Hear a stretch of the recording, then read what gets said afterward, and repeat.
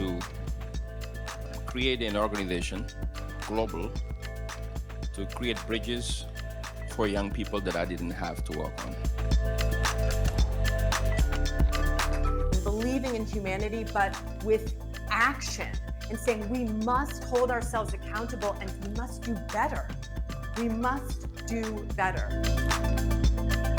Comment regarde-t-on le monde aujourd'hui et qu'est-ce qu'on veut qu'il devienne? Comment est-ce qu'on l'imagine?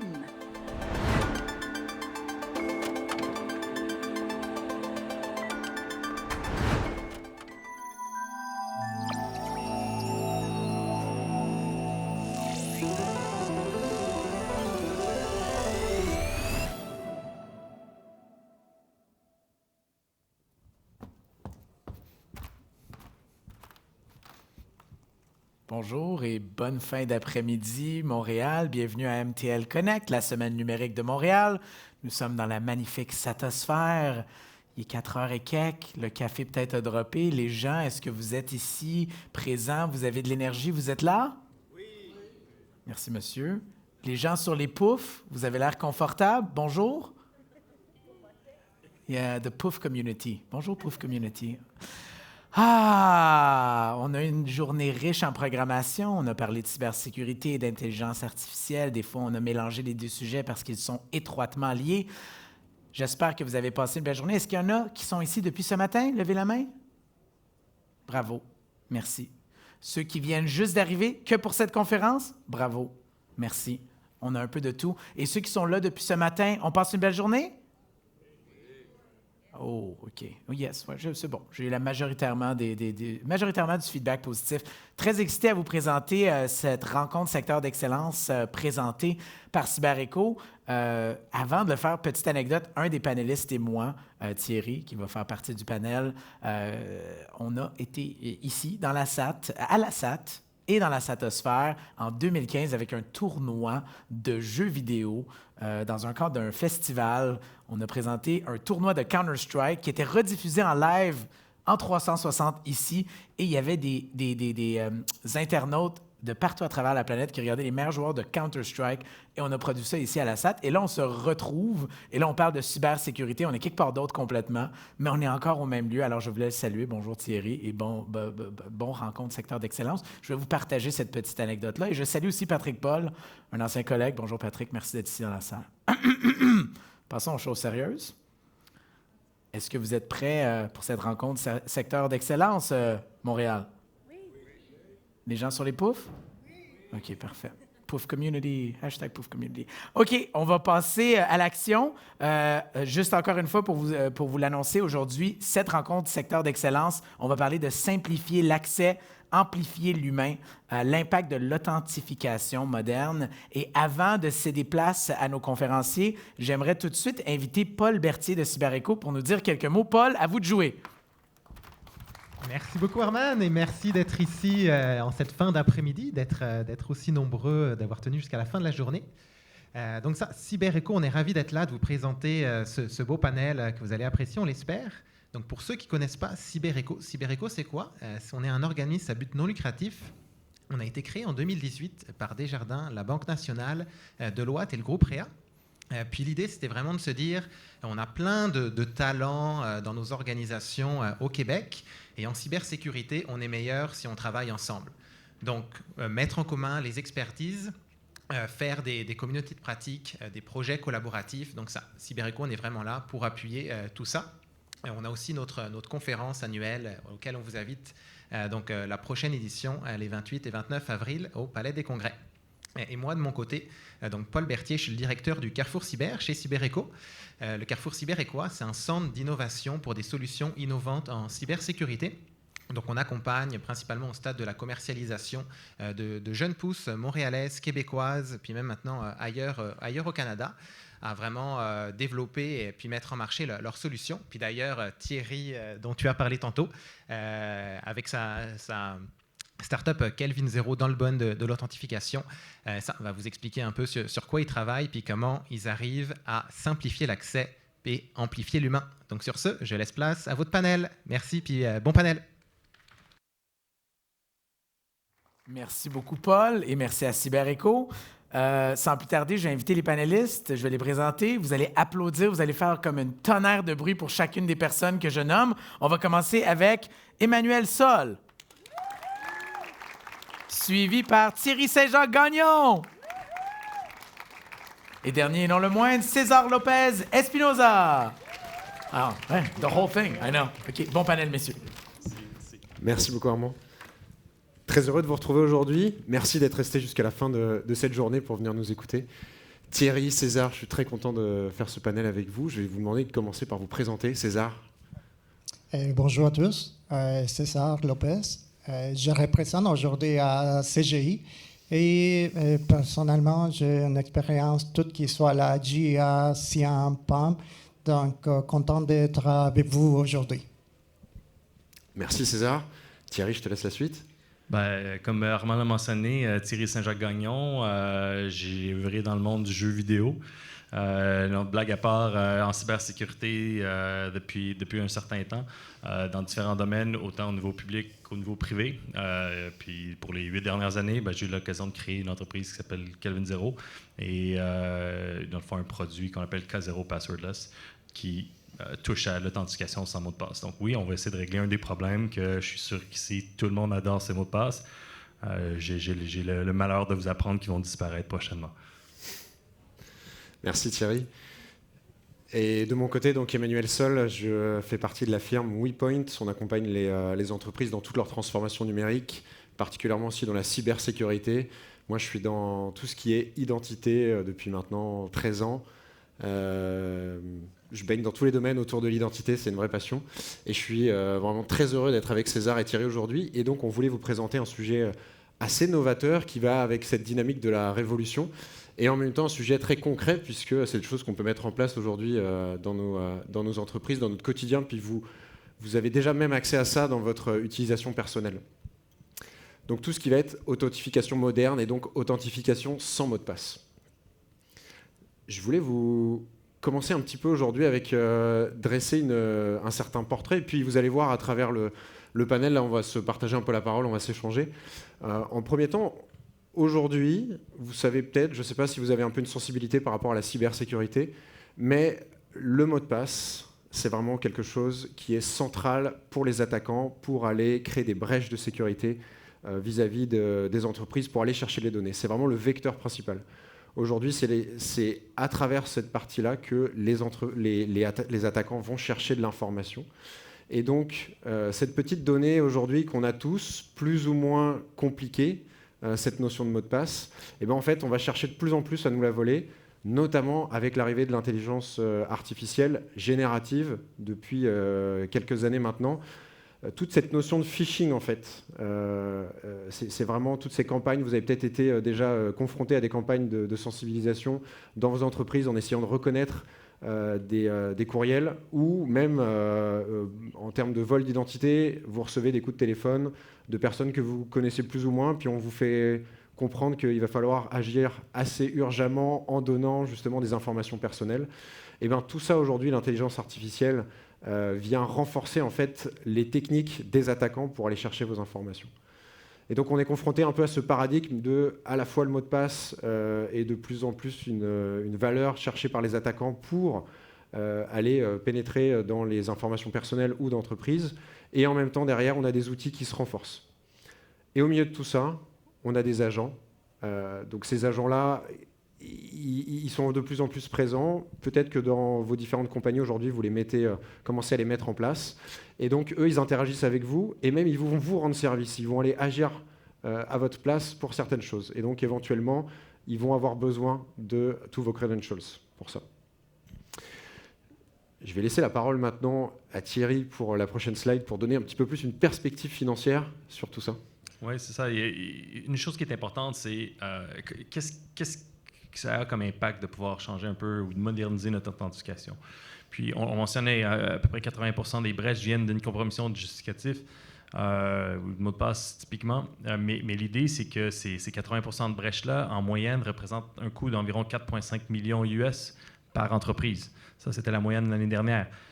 C'est un coût astronomique. Il y a d'autres statistiques qui démontrent que chez les plus petites entreprises, la majorité d'entre elles vont fermer à l'intérieur de 3 mois s'ils sont victimes d'une cyberattaque. Ils n'ont tout simplement pas les moyens de pouvoir se permettre et le coût financier, mais aussi le coût réputationnel qui vient avec. Dans ce cas, ça a un énorme impact.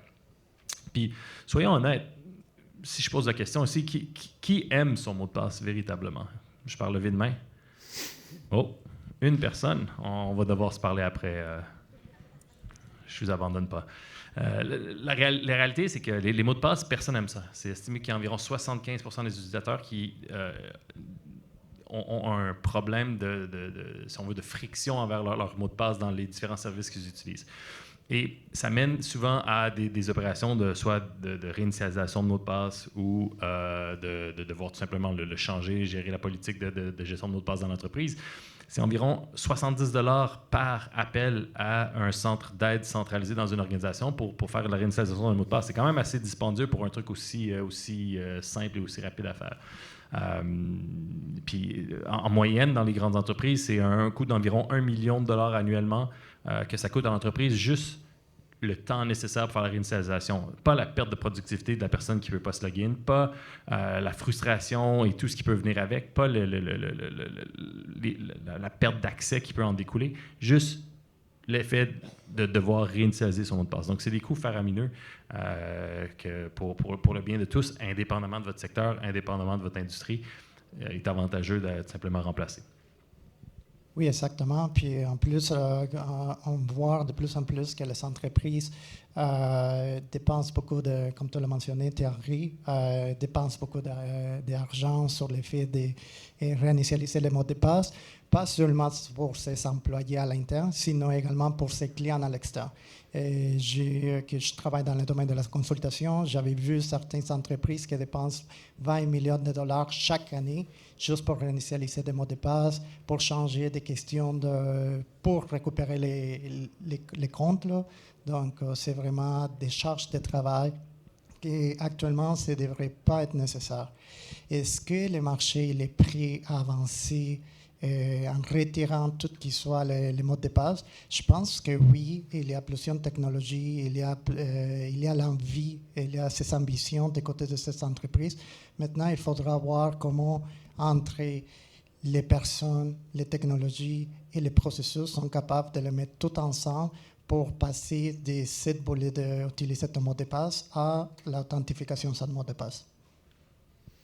Alors c'est intéressant aussi, si je peux rajouter un petit mot. On est vraiment là dans une dynamique peut-être à l'intérieur de l'entreprise, mais quand on est aussi une identité consommateur d'un service externe, un client d'une banque, d'une compagnie, comme aujourd'hui vous avez ce type de service qui est rendu sur les plus grandes plateformes, même sur du Uber, etc., pour pouvoir vous authentifier plus facilement. En fait, ça rend service, ça améliore l'expérience utilisateur et en même temps on renforce la sécurité. Et c'est peut-être l'une des seules choses au niveau de la cybersécurité où on ne vient pas mettre des bâtons dans les roues, mais on vient renforcer l'expérience utilisateur, enlever un peu de friction. Et ça, c'est un vrai avantage. Oui, tout à fait. Puis tu l'as mentionné, j'ai réfléchi à cette question-là longtemps personnellement, de dire est-ce qu'il y a une autre opportunité du côté de la cybersécurité qui, pour une fois, améliore l'expérience utilisateur? Puis outre ça, je n'ai pas réussi à trouver encore. Donc, je pense que ça met vraiment le doigt dessus.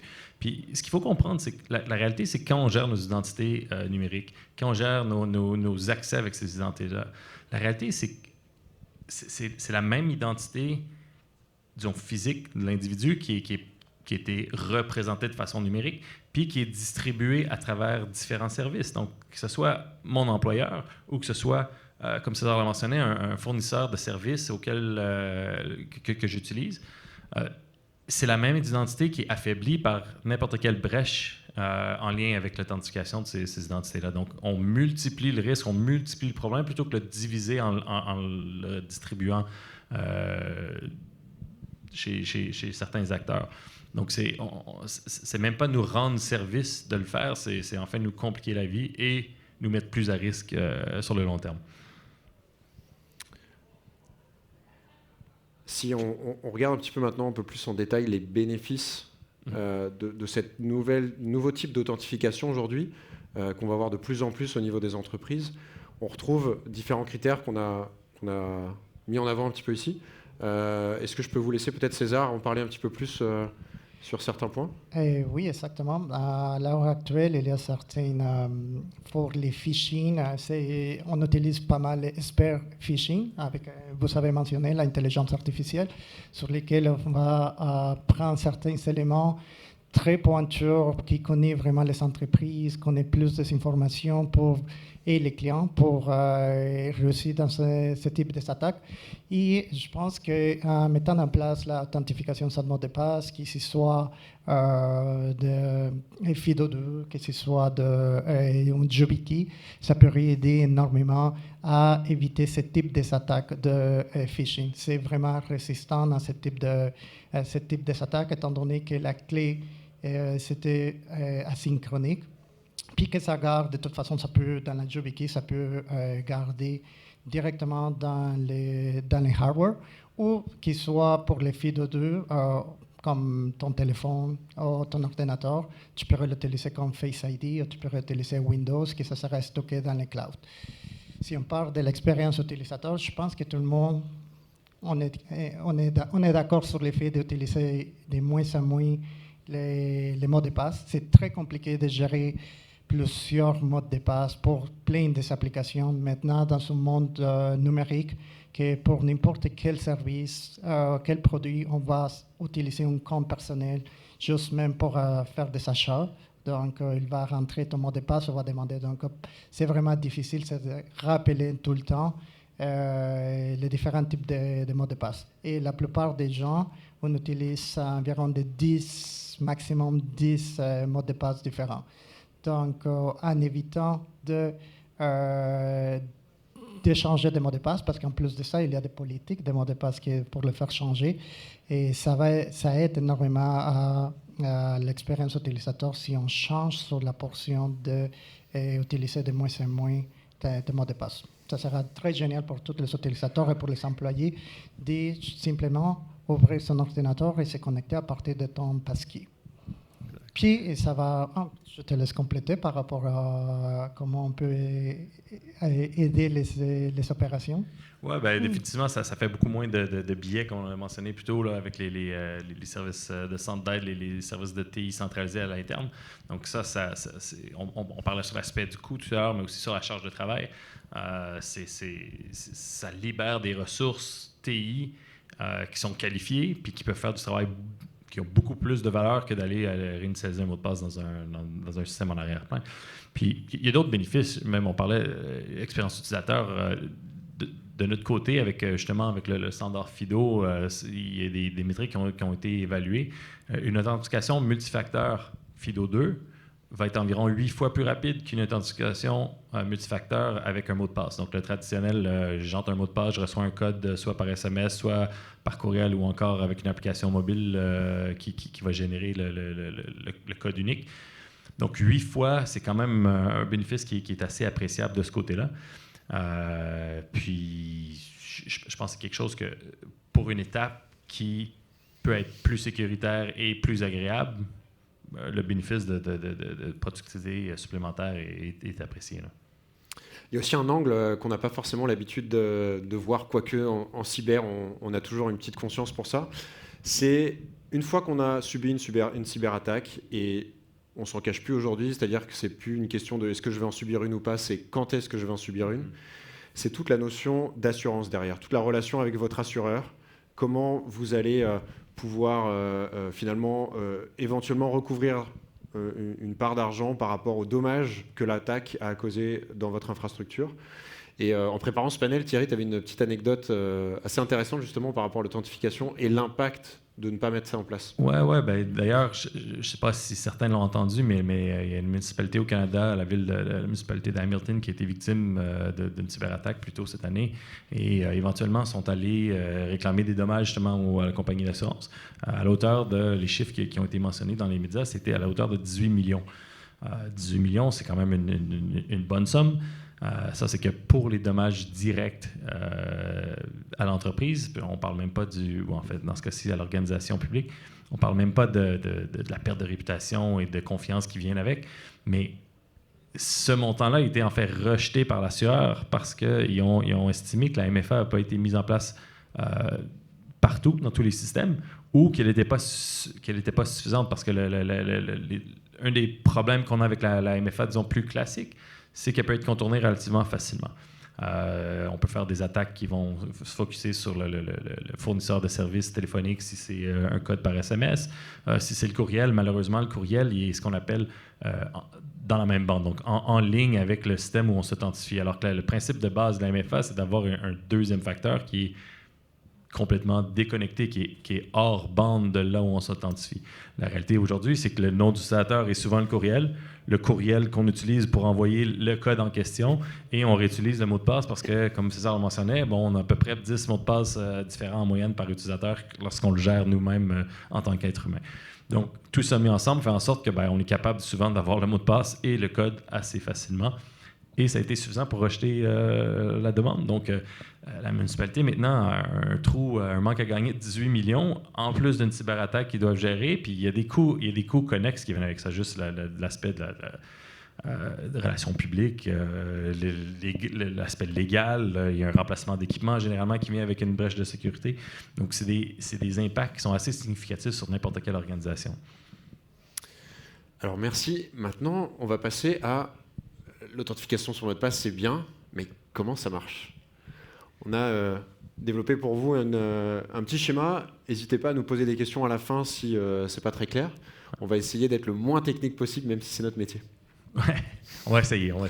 Donc l'idée, c'est ça. Ici, ce qu'on voit à l'écran, c'est un peu le protocole FIDO2. Donc, quels sont les éléments qui sont impliqués dans une authentification FIDO2 dont on parlait tout à l'heure. Juste rapidement, FIDO2, c'est un standard ouvert qui est gratuit. Tout le monde peut l'utiliser, tout le monde peut l'implémenter et s'y intégrer. J'encourage fortement n'importe quelle organisation à choisir une solution qui va au moins couvrir FIDO2. C'est un peu, si on veut, l'avenir, là, justement, en termes de standardisation pour l'authentification. Et l'idée, c'est que l'authentification se fait dans différentes étapes. Premièrement, il y a ce qu'on appelle en anglais un relying party. C'est ce qu'on voit à l'écran dans le coin supérieur droit. Donc, c'est des serveurs, des fournisseurs d'accès, ou ça peut être aussi le serveur de l'application ou du site web qu'on essaie d'accéder directement qui gère l'authentification. Celui-là va émettre ce qu'on appelle un challenge, un défi. Donc, pour s'assurer que c'est la bonne personne qui se connecte, vu qu'on n'a plus de mot de passe, on va utiliser une clé cryptographique pour faire une signature numérique. La signature numérique de ce challenge-là. En le signant, ça nous garantit que c'est la personne qui a la clé pour laquelle le compte a un certain niveau de permission des ressources ou accès à des ressources. Donc, ce challenge-là est envoyé vers, par exemple, dans ce cas-ci, le portable. Puis de là, on a 4 différents niveaux. Bien sûr, on a toute la couche, si on veut, de l'application, la couche applicative au-dessus. On a là-dedans un navigateur qui, lui, permet d'accéder à l'application comme telle et qui vous transmet l'information qu'en tant qu'humain, vous voyez à l'écran. Ensuite, il y a la plateforme. Quand on parle de plateforme, ça peut être votre système d'exploitation, par exemple, qui peut fournir certains éléments, entre autres une interface qui va aller vers souvent ce qu'on appelle un internal authenticator, donc un authentificateur interne. En gros, c'est la raison pourquoi vous devez changer à Windows 11. Donc, si vous avez un problème avec ça, vous pouvez aller parler à Microsoft. Mais non, blague à part, c'est un peu un des éléments importants, là, justement, dans la nouvelle version de Windows qui fait que certains devices ne peuvent pas passer aux versions plus récentes, c'est qu'ils ont demandé que tous les équipements qui roulent Windows 11 soient équipés de ce qu'on appelle un TPM, un Trusted Platform Module. C'est-à-dire que c'est un module que la plateforme, le système d'exploitation dans ce cas-ci, peut avoir confiance qui est non compromis et qui est séparé du reste du système. Donc, on peut garder les justificatifs là. Si vous utilisez quelque chose comme Windows Hello dans votre entreprise, c'est typiquement ce qui est fait. C'est votre clé cryptographique là, est gardée au niveau du hardware, comme César le mentionnait, parce que c'est un peu plus sécuritaire. C'est attaché à votre device. C'est ce qui fait la différence entre un PIN et un password, souvent. Donc, un mot de passe va être utilisable sur le web, à peu près n'importe quel périphérique. Un PIN va être spécifiquement écrit dans le matériel physique. Ça veut dire que mon PIN sur un PC n'est pas le même que sur un autre PC. Même si j'ai la même valeur de texte que moi j'entre, aux yeux de la plateforme, ça va être 2 PINs distincts. Par contre, il y a un problème avec ça. Comment est-ce qu'on fait justement pour aller vers d'autres appareils, comment est-ce qu'on fait pour aller vers d'autres services. C'est là où les authenticateurs externes, donc ça c'est ce qu'on voit dans l'encadré gris, là, l'option 2, ça peut être un téléphone, ça peut être une clé USB, ça peut être une carte de sécurité, ça peut être des appareils intelligents comme une montre. Eux peuvent jouer le rôle de transporter ces justificatifs-là de façon sécuritaire pour nous et comme ils nous accompagnent, peuvent être liés donc à l'authentification, peu importe quel PC on utilise, peu importe quel autre téléphone, si le téléphone n'est pas le moyen utilisé là, pour s'authentifier. Donc, si on revient au défi, ben, le défi est envoyé par le serveur Relying Party vers le PC de l'utilisateur. Le navigateur va ensuite présenter ça et c'est là où on va racheter la couche anti-hameçonnage, anti-phishing. On va vérifier d'où vient le challenge, puis on va s'assurer aussi où est l'individu sur le web, c'est-à-dire le site web que je regarde, est-ce que c'est bel et bien celui de ma banque? Sinon, ça ne va pas matcher ce qu'il y a dans le défi et donc l'authentification ne pourra pas être réussie. Les deux doivent être équivalents l'un à l'autre. C'est ce qui permet de résister donc aux attaques de phishing avec ce type de justificatif-là. Puis finalement, ben, dans le coin en bas à droite, on a ce qu'on appelle les serveurs vidéo. Eux, ils sont en charge de fournir un peu des métadonnées là, pour que les systèmes s'assurent de la validité, par exemple, de l'équipement que vous utilisez pour faire votre authentification, des choses comme ça. Donc finalement, pas si compliqué. Pas si compliqué. On met ça en place une première fois, et puis après, comment ça se passe dans un écosystème? Ouais, ben après, ensuite, c'est vraiment de faire les différentes étapes. Donc, ce qu'on peut aller changer dans l'écosystème, c'est peut-être le Relying Party qui devient peut-être un service qui a été fourni par soit une solution ou une entité externe. Mais aux yeux, puis on le connecte ensuite avec notre gestionnaire d'identité. Donc, il y a des solutions qui vont faire la gestion de l'identité elle-même, d'autres qui vont se connecter avec celle que vous avez déjà. Puis, aux yeux d'un utilisateur, ce que ça a comme impact, c'est vraiment, on entre notre nom d'utilisateur, on va garder les accès sans nom d'utilisateur pour une prochaine fois, mais on entre notre nom d'utilisateur. Ensuite, on reçoit, par exemple, si on utilise un téléphone, on reçoit une notification sur notre téléphone qui nous demande de confirmer qu'on veut bel et bien s'authentifier. Si oui, on fait, par exemple, on utilise la biométrie sur le téléphone. Donc, ceux qui ont mis leur Face ID sur Apple ou un Touch ID ou n'importe quelle empreinte biométrique sur Android peuvent ensuite l'utiliser pour s'authentifier dans la plateforme qui, elle, peut être complètement distincte et séparée, c'est-à-dire ça peut être sur un PC et nous amener sur le portail, disons, de l'entreprise, si on est un employé, pour avoir accès à toutes nos applications importantes là, et sans jamais avoir de mot de passe qui a été introduit dans la chaîne. Et donc là, l'avantage, c'est qu'on change un petit peu de paradigme au niveau de l'authentification. On n'est plus sur qu'est-ce que je connais, mais donc un mot de passe, mais qu'est-ce que je suis par rapport à la biométrie ou qu'est-ce que je possède en tant que clé ou device que j'ai en possession. Exact. Par contre, je dirais, une des choses importantes, c'est d'essayer d'aller encore avec le même principe habituel d'avoir une MFA. La MFA est quand même très utile pour tasser plein de types d'attaques ou de vulnérabilités auxquelles on pourrait s'exposer, c'est-à-dire quelque chose qu'on est, qui est la biométrie, effectivement, mais idéalement, cette biométrie-là est rattachée à quelque chose qu'on possède. Donc, soit, encore là, un téléphone, soit une carte intelligente de sécurité, un équipement quelconque qu'on doit avoir en notre possession, et quelque chose qu'on connaît qui, ultimement, dans l'ère de l'IA, c'est plus nous qui le connaissons, c'est justement cet équipement-là qu'on doit avoir qui le connaît pour nous. Donc, la clé cryptographique, c'est la même chose qu'un mot de passe de 256 caractères. Plutôt que de vous demander de vous en souvenir, l'équipement va le faire pour vous, mais pour pouvoir le faire, vous allez devoir montrer que vous êtes bel et bien vous avec votre biométrie. Et ça rentre et on a tout d'un coup une authentification sans mot de passe, mais qui est MFA par défaut et en une seule action aussi pour l'utilisateur. Ça, c'est une chose importante. L'introduction d'un MFA, ceux qui l'ont déjà eu, je veux dire, taper le mot de passe, puis ensuite sortir son mobile de sa poche, aller le débarrer, ensuite ouvrir l'application, recevoir le code. Des fois le code n'arrive pas, ça prend trop de minutes, l'authentification est échue. C'est pas agréable. Ici, on le fait tout d'un coup et on obtient un niveau de sécurité qui est plus grand et qui évite le problème de pouvoir voler le mot de passe, là, par exemple. Oui, puis tu as mentionné un point très important. sur l'effet de l'MFA. Donc, c'est dépendant de quel type de MFA on met en place. Donc, il y a des MFA qui sont robustes, il y a des autres qui ne sont pas très sécuritaires, les OTP par exemple. Sinon, également, avec l'avancement de l'intelligence artificielle, tout qu'on parle de deepfake, sur l'effet de reconnaissance faciale, à l'heure actuelle, on était bien protégé. Mais quand on parle de la reconnaissance vocale avec l'intelligence artificielle, ça peut décontourner de façon vite. Là. Donc, ça, c'est de plus en plus, on fait la décommission de certains éléments ou de certaines utilisations de multifactor authentication. Et je pense qu'avec comme certains éléments DMFA, on peut vraiment s'utiliser, avancer et que continuer à être sécuritaire. Mais en plus de ça, ça élève l'expérience utilisateur, que c'est très important sur le fait de ne pas passer étape par étape, revenir ton téléphone, aller chercher ton courriel, plein de trucs là, et ça nuit énormément.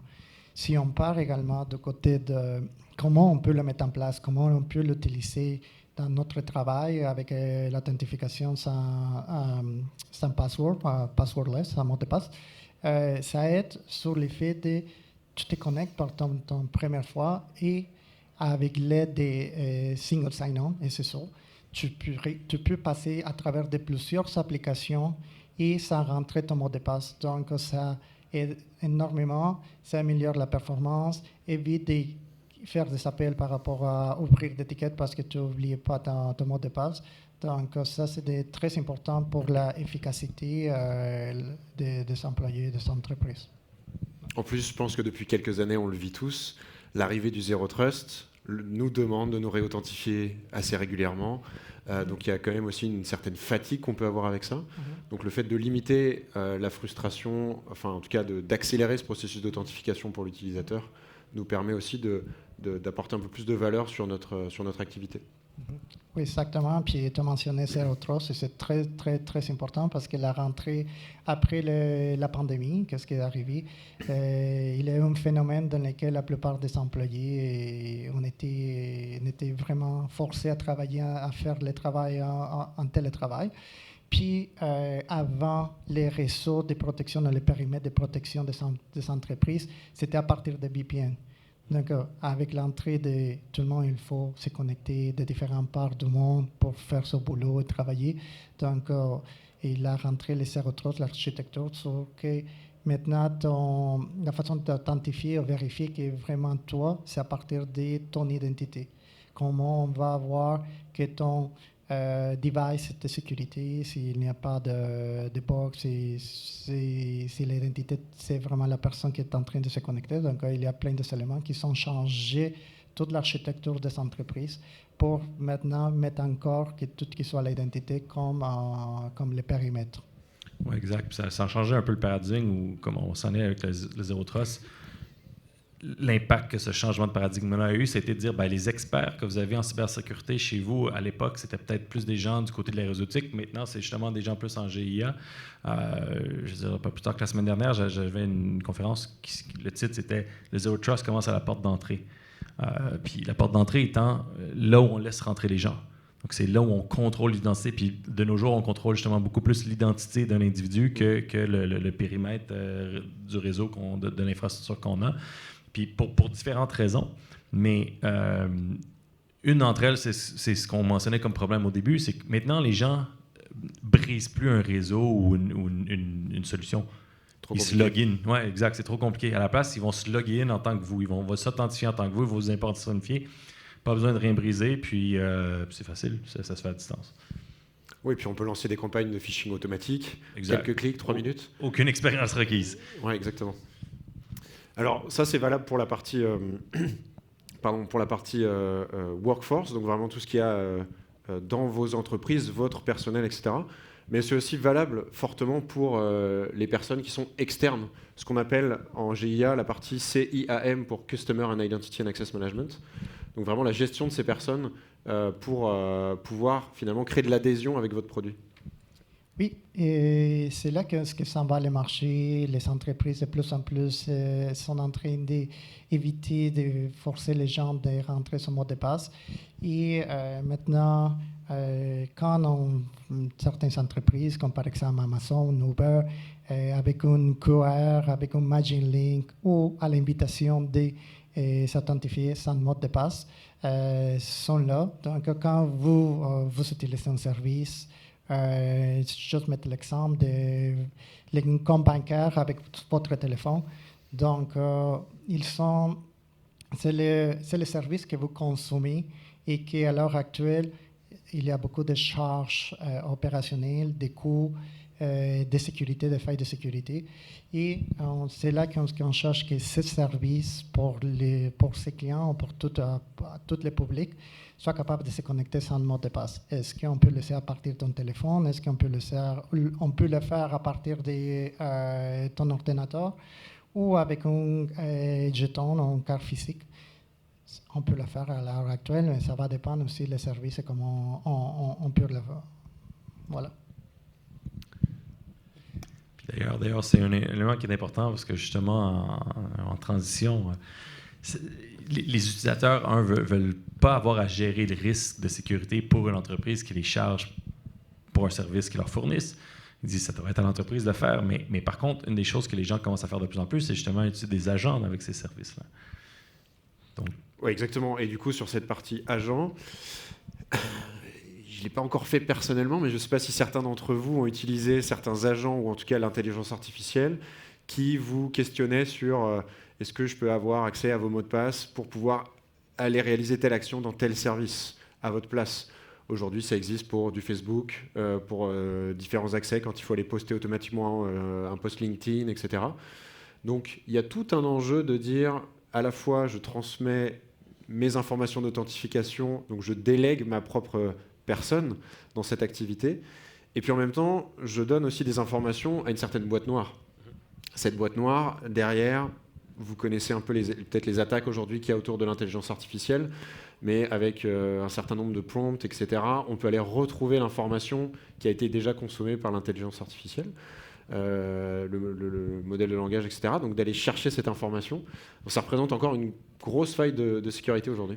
C'est certain, puis il y a une question d'utilisation aussi où on veut que ces agents-là puissent tourner 24/7. Il va falloir une solution plus simple que de devoir aller tout le temps se réidentifier avec le mot de passe pour qu'ils puissent faire leur travail. Exactement. Et puis finalement, les agents vont aussi être amenés à communiquer entre eux. Donc chacun portera une responsabilité. Le fait de discuter entre eux, il faut qu'ils puissent aussi s'assurer que c'est le bon agent qui vient lui transmettre de l'information et qu'il n'y a pas un tiers qui vient se glisser pour pouvoir justement créer éventuellement une petite brèche de sécurité. Et donc dans ce contexte, comment les agents sont capables de s'authentifier entre eux, de se reconnaître, de s'identifier, ça devient presque des identités, ce qu'on appelle souvent des identités non humaines, mais elles s'incarnent de plus en plus avec l'arrivée des agents aujourd'hui, et il va y avoir un boom dans les prochaines années. Il faut qu'on puisse anticiper en fait cette partie-là pour justement vous retrouver dans une situation où vous contrôlez ces différents agents. Idéalement, on veut aussi une attribution de qui a donné la permission à quel agent de faire quelle action. Donc, c'est un peu comme le titre de la présentation aujourd'hui, c'est ramener, amplifier, dans le fond, l'humain dans les accès qu'on va devoir simplifier pour permettre à ces processus automatisés-là de se dérouler. Alors, on va arriver sur la période de questions. Moi, j'ai une première petite question pour vous. Est-ce que Thierry, César, vous considérez aujourd'hui que l'authentification sans mot de passe est suffisamment connue, même dans nos usages personnels, quotidiens? Qui savait aujourd'hui que sur une application comme Google, Apple, etc., il y avait déjà l'usage de ce qu'on appelle un passkey pour pouvoir permettre cette authentification sans mot de passe? 3-4 personnes? Ouais. 5. Bon, je pense que pas tout le monde connaît l'utilisation sans mot de passe, ou même il y a des personnes qui l'utilisent sans savoir qu'ils sont en train de faire une authentification sans mot de passe. De plus en plus, des grosses entreprises sont poussées pour s'authentifier de cette façon-là. C'est la façon plus sécuritaire, c'est la façon qui aide énormément sur l'expérience utilisateur. Et sans doute, là, c'est l'avenir. mon côté, je pense que les gens sont peut-être au courant que ça existe, mais par contre ne l'utilisent pas. Je pense qu'en termes de chiffres, là, on est à peu près à 5% de prévalence des différents systèmes qui offrent, donc pas qui ont migré complètement, mais qui offrent la possibilité de faire du sans mot de passe. Donc, je dirais que c'est encore très, très, très tôt dans l'adoption. Mais comme César l'a mentionné, c'est un peu l'avenir, c'est une nécessité. Puis, il faut que chaque organisation migre graduellement vers ça.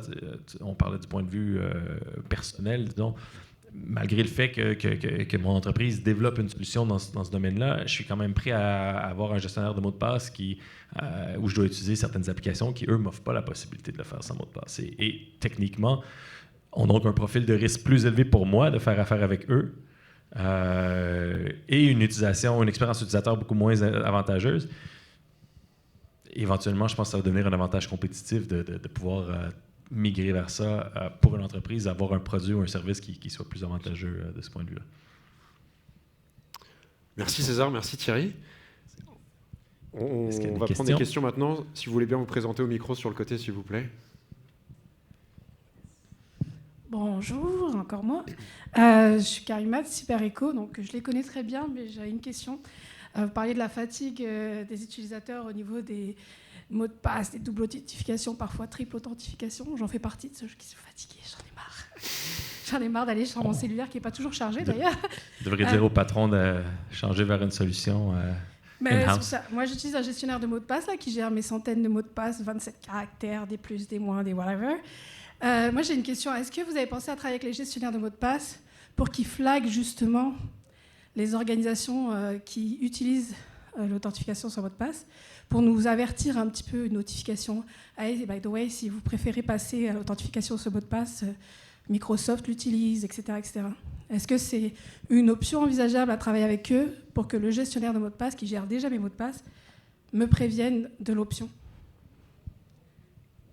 Personnellement, c'est pas la stratégie que nous on a adoptée à l'interne, je dirais pour deux raisons. D'une part, on est en compétition avec les gestionnaires de mots de passe, donc ultimement, on essaie même de défaire leur modèle d'affaires. Et ces gens-là, ce qu'il faut réaliser, c'est que ces entreprises-là ont monétisé la gestion du mot de passe pour l'utilisateur depuis certains plus qu'une décennie, sans jamais faire évoluer l'authentification, jusqu'à temps que des gens viennent un peu changer l'écosystème puis brasser la cage. Les technologies nécessaires pour le faire existent depuis plus de 30 ans.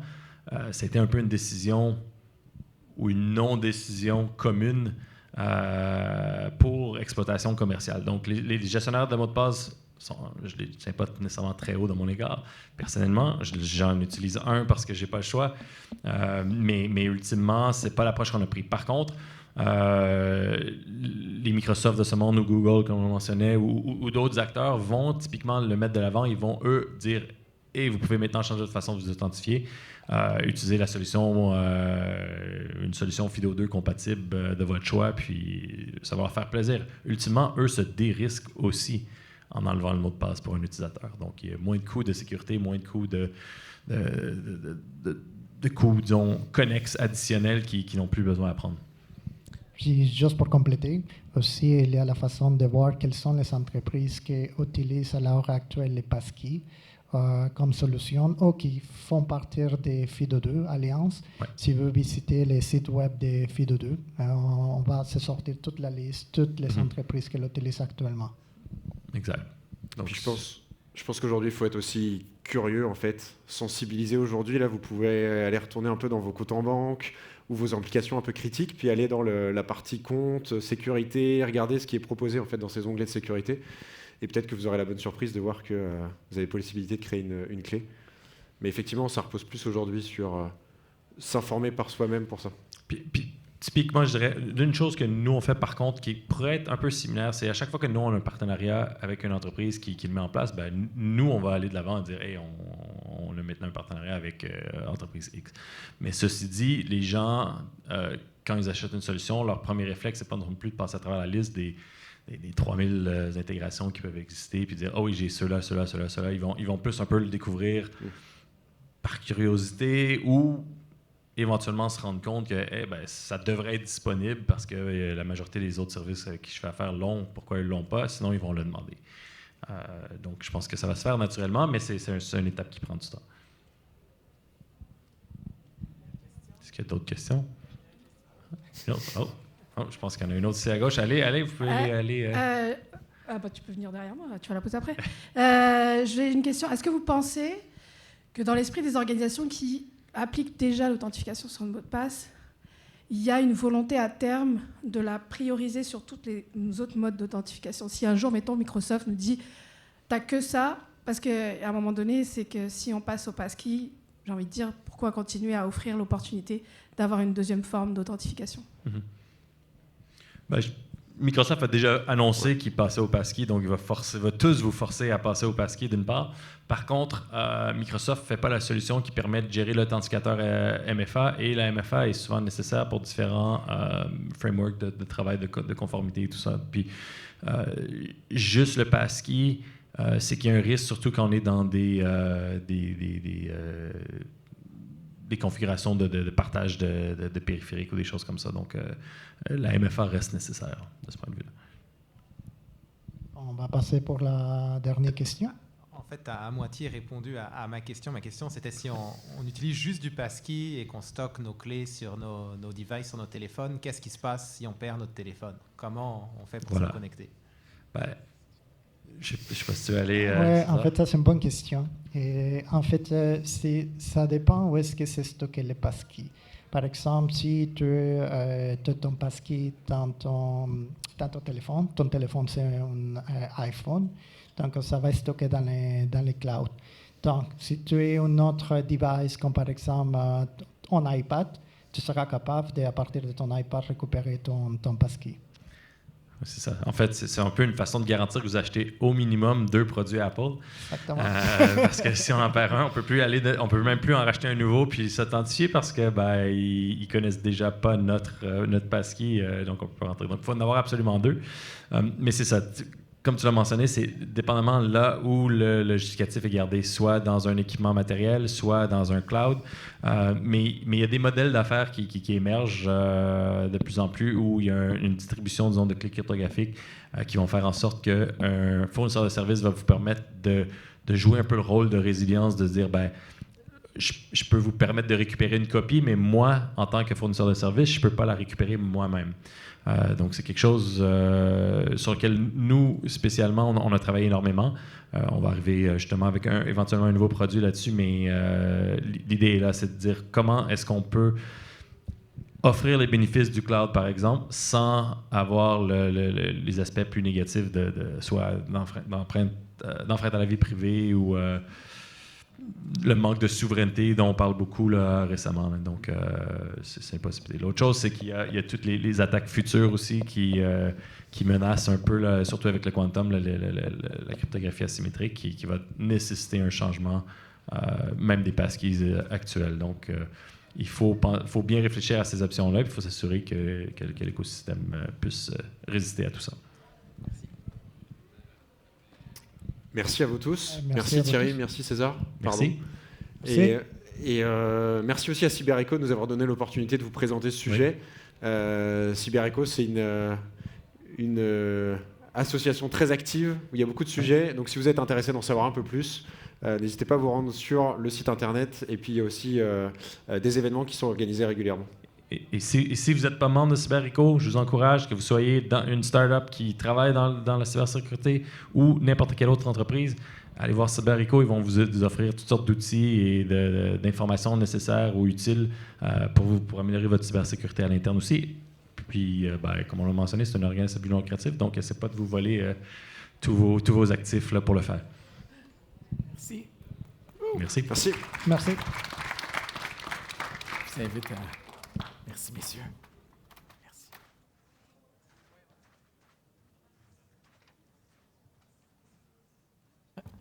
Alors, merci beaucoup, Emmanuel, César, Thierry et CyberEco. Merci à vous tous Jean de Pouf, merci d'avoir resté avec nous jusqu'à la fin de cette conférence. Merci à vous.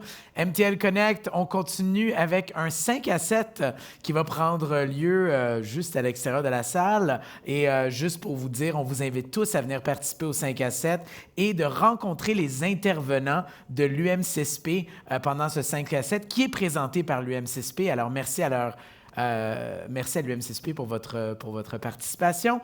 Donc, allez profiter du 5 à 7 dès maintenant. Et pendant le 5 à 7, à l'intérieur de la Satosphère, on va rejouer un peu les images de notre ami Sébastien Gauthier, le cinéaste, qui fait vraiment des films époustouflants en immersif. Donc, n'allez pas trop loin, profitez du 5 à 7. Enjoy les belles images. Et pour les internautes, bonne soirée. Merci d'avoir participé à cette deuxième journée d'MTL Connect. On se retrouve demain. Au revoir. Bye. Voilà.